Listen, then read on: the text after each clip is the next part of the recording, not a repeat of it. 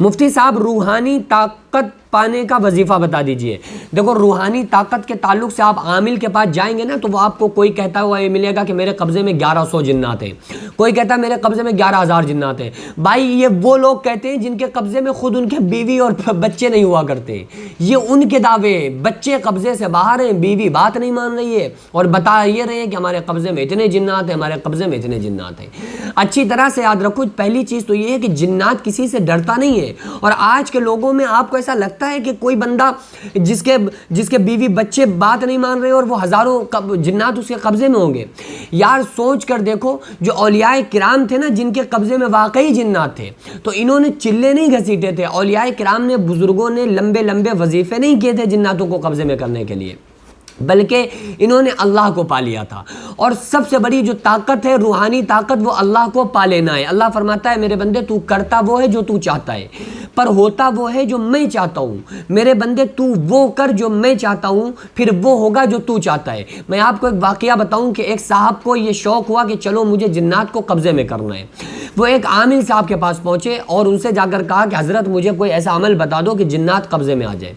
تو عامل صاحب نے کہا کہ تم اس کے اہل نہیں ہو، تم اس کے لائق ہی نہیں ہو۔ تو انہوں نے کہا نہیں آپ بتا دیجئے، میں اس کے لائق ہوں اور میں یہ جنات قبضے میں کر سکتا ہوں۔ تو انہوں نے کہا جاؤ فلاں چوراہے پر جا کر کھڑے ہو جاؤ، پورے دن جو بھی وہاں کام دیکھنا وہ آ کر مجھے شام کو بتانا کہ چوراہے پر کیا کیا ہوا۔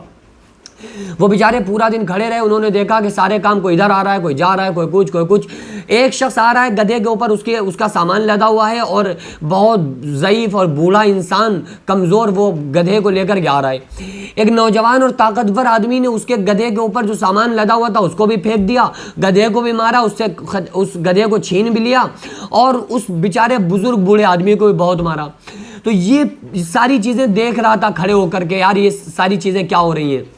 شام کے وقت جب یہ صاحب پہنچے نا عامل صاحب کے پاس اور عامل صاحب کو پورے دن کا قصہ بتایا کہ میں چوراہے پر کھڑا ہوا، تو عامل صاحب نے پوچھا بتاؤ تم نے کیا کیا دیکھا؟ کہا یہ ہوا، یہ فلاں شخص آیا ادھر سے گیا، وہ ادھر آیا، یہ ہوا۔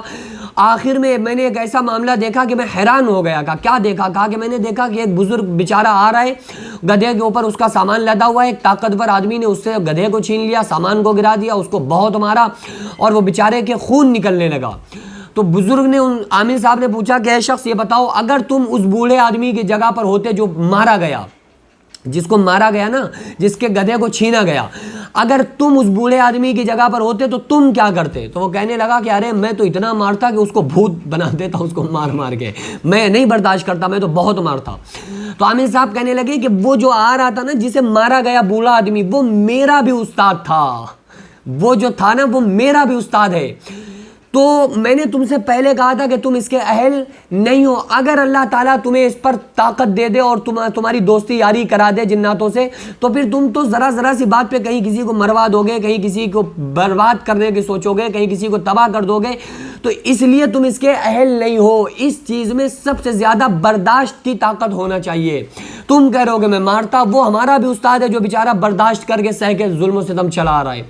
تو یاد رکھو کہ صبر، تحمل، برداشت کرنا سیکھو، اللہ تعالیٰ ساری کائنات کو آپ کا غلام بنا دے گا۔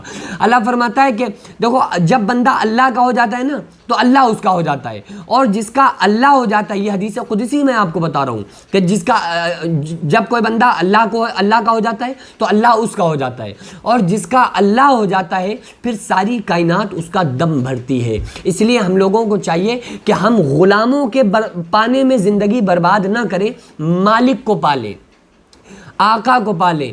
اس سے بڑی کوئی اور دنیا کے اندر طاقت نہیں ہو سکتی۔ اللہ کو پالیں گے، خدا کی قسم اللہ تعالیٰ پھر ویسا کر دے گا جیسا ہم چاہتے ہیں۔ تو ہم اللہ کو چھوڑ کر اور تمام طاقتیں پانے کے ذرائع ڈھونڈتے پھر رہے ہیں۔ اللہ کو تو ہم نے چھوڑا ہوا ہے، جبکہ اللہ تعالیٰ سے بڑی کوئی، اللہ تعالیٰ فرماتا ہے اے لوگوں سنو تم سب کمزور ہو، تم مجھ سے یاری لگا لو، میرے قریب آ جاؤ تو میری طاقت تمہارے ساتھ ہوگی، تمہاری کمزوری دور ہو گئی، تم سب اکیلے ہو۔